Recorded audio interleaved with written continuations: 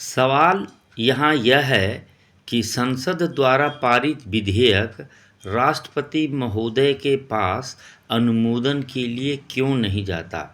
मेरा सवाल ध्यान से सुना जाएगा। पार्लियामेंट द्वारा पास कोई बिल राष्ट्रपति के पास अनुमोदन के लिए, फाइनल अप्रूवल के लिए क्यों नहीं जाता। अक्सर इस तरह के सवाल इंटरव्यू में या प्रिलिमिनरी एग्ज़ाम में भी पूछा जाता है। इससे आप एग्जामिनर को इससे यह पता चलता है कि आपका आलोचनात्मक चिंतन का, क्रिटिकल थिंकिंग का स्तर क्या है। तो इसका जवाब लोग को सूझता नहीं है।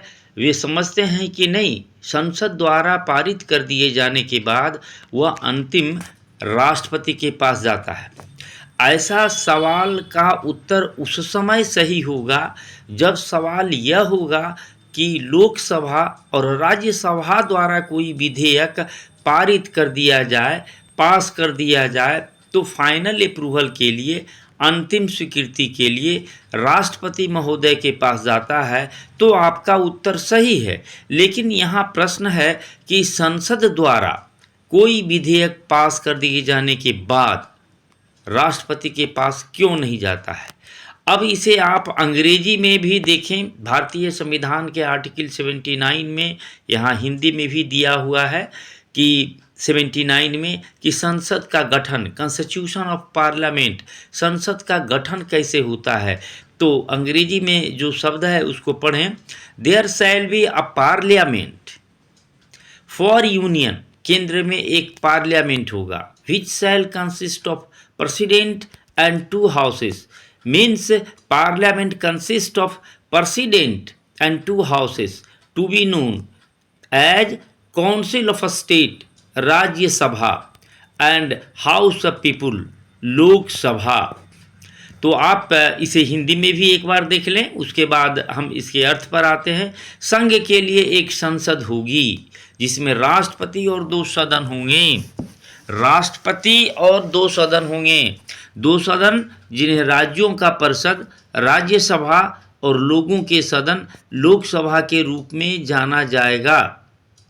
इसका मतलब है कि संसद में राष्ट्रपति और दोनों सदन समाहित है। जब संसद में राष्ट्रपति, राज्यसभा और लोकसभा तीनों आते हैं, इट मीन्स संसद द्वारा यदि कोई बिल, विधेयक पास कर दिया गया, मतलब वो लोकसभा, राज्यसभा और राष्ट्रपति तीनों द्वारा स्वीकृत कर दिया गया, तो उसके बाद भारतीय संविधान में कोई अनुच्छेद नहीं है जिसमें